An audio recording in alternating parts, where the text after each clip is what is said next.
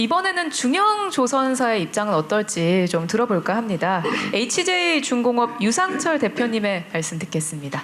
네, 안녕하십니까. HJ중공업 대표이사 유상철입니다.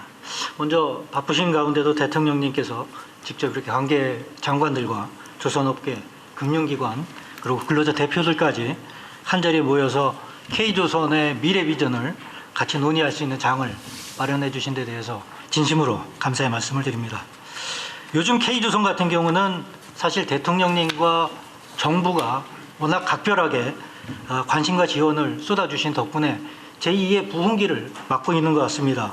그리고 아울러 세계 시장에서도 K조선의 위상이 다시 높아지고 있는 그런 지금인 것 같습니다. 저희들 역시 이러한 K조선의 초격차 성장에 기여하고자 현장을 지키고 있는 상황입니다. 저는 오늘 중소형 조선사를 대표해서 외형적으로는 국내 조선업이 슈퍼사이클에 들어섰지만 중형 또는 소형 조선사들이 여전히 느끼는 RG 부족으로 인한 수주의 어려움에 대한 얘기를 좀 드리고자 합니다. 그리스나 독일 같은 외국의 선주들이 중국에다가 배를 발주를 하는 이유 중에 하나가 선가가 단순히 저렴해서 발주를 하는 것뿐만이 아니고 국가 차원에서 지원을 하고 있는 대형 중국 은행들의 저리의 선박 건조 자금 지원과 적기에 지원되는 RG 지원, 이게 또 중요한 요인이다라고 얘기를 합니다.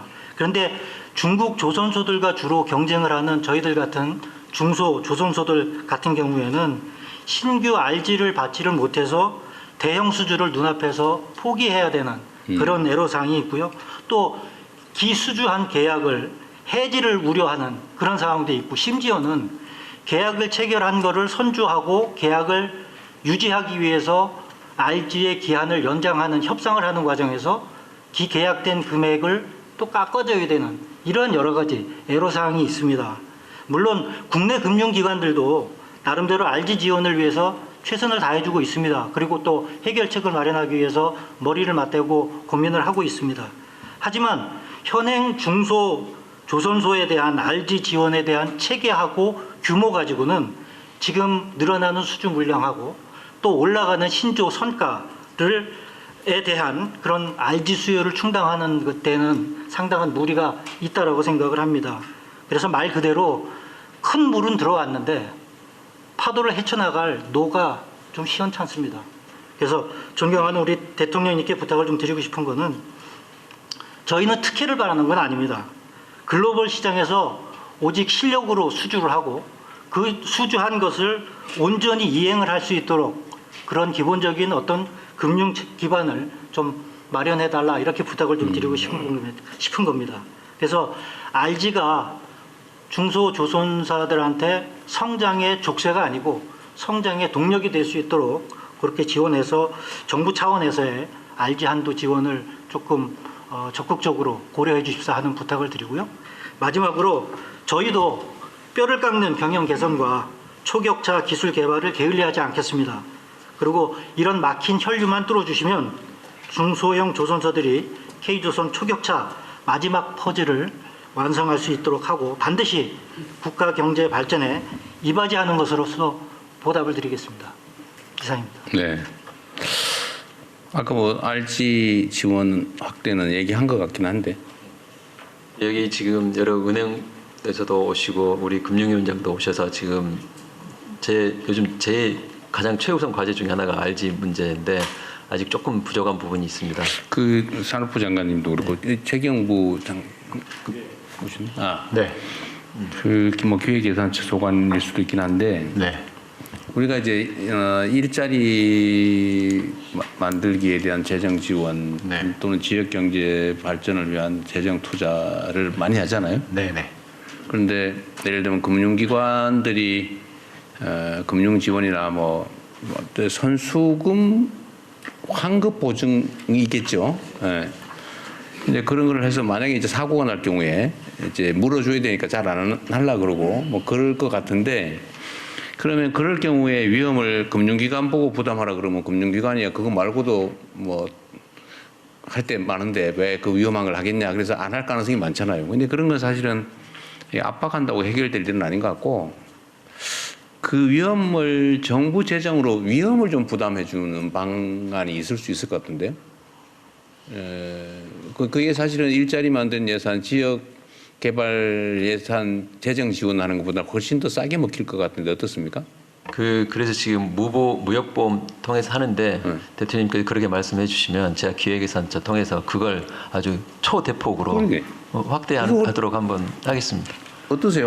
훨씬 싸게 먹힐 것 같은데? 예, 그래서 지금 뭐 선수금 환급 보정이라든지 RG라든지 해가지고 좀 금융기관에서 보는 시각하고 또 조선사에서 보는 시각이 있습니다. 그래서 제가 산업경제인 관계 장관회의 등을 통해 가지고 대안을 지금 마련하도록 이 하겠습니다. 취급하는 금융기관에서 누구 아는 분 계세요? 오신 분 계세요? 수출은행장님이나 뭐 답변. 네. 한번 해보십시오. 이게 뭐 못해주는 건 손실 위험 때문일 텐데 산업은행이든지 수출은행이든지 예, 산업은행의 상황을 얘기 한번 박상진입니다. 해보시죠. 제가 은행 입장에서 간단하게 답변 드리겠습니다. 지금 조선사 RG는 과거 아까 대통령님께서 모두에 말씀하셨듯이 워낙 경기에 그 경기 사이클에 관련된 그 아픔이 크게 있었습니다. 위험성이 있겠죠.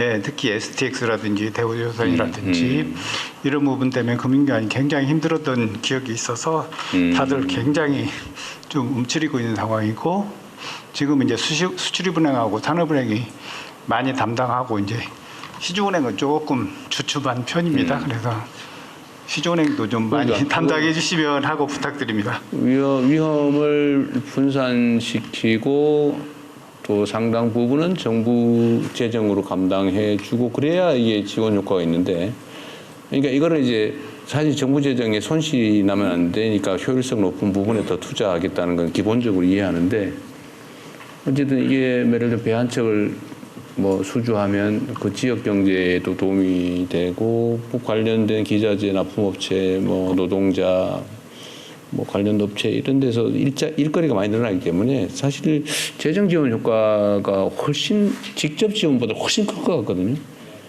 뭐 2차 보존을 해주든지 아니면 뭐 보험을 인수해 주든지 방법은 여러 가지 있을 것 같아요. 네, 한번 연구를 한번 예, 해보죠. 다양한 방법을 찾아보도록 하겠습니다. 대신에 이제 뭐 조선 업계에서도 가능하면 이제 지역 경제 활성화에 도움이 되는 방향으로 노력해 주시는 뭐 그런 협력도 좀 해주시면 좋을 것 같고요. 그렇게 하겠습니다. 좀 그건 기획을 한번 해보면 좋겠습니다. 예. 감사합니다.